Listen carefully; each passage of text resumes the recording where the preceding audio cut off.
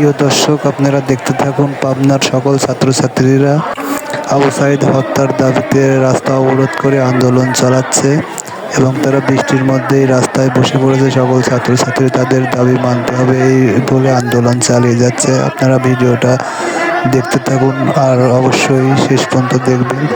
আর এই সকল ছাত্রছাত্রীদের জন্য দোয়া করবেন যেন তারা অনেকেই ভালো থাকতে পারে, তাদের দাবি মেনে নেওয়া হয়।